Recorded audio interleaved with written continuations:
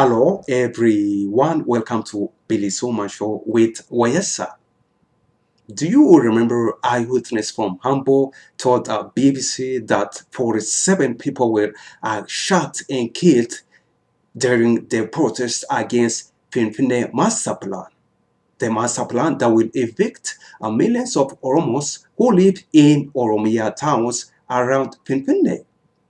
After BBC report on that protest, where 47 people were killed, TPLF regime, aka the Ethiopian government, aka Tigrinya-speaking government, based inside Shagar Oromia, has started jamming the transmission of BBC. Yes, BBC is accusing of Ethiopian regime involved in jamming the transmission of BBC on Arab satellite, and also Press 24, Deutsche Welle, and again Oromia Media Network. All are accusing the Ethiopian regime of jamming their transmissions on Arab satellite. You are watching BilisummaaShow. This is alternative media.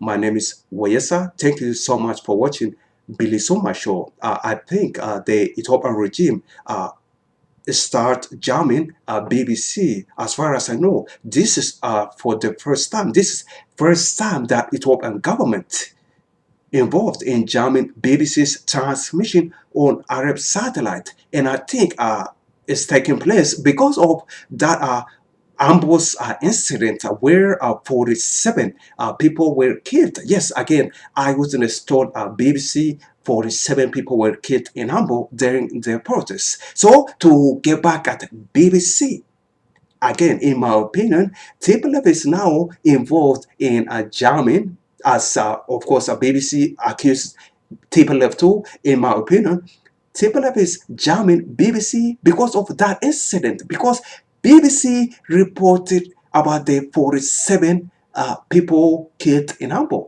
This is, again, to get back at BBC.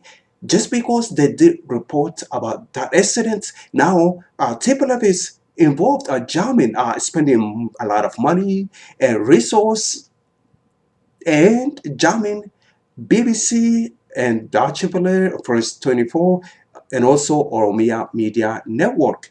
Thanks so much. Until next time, take care. Bye-bye.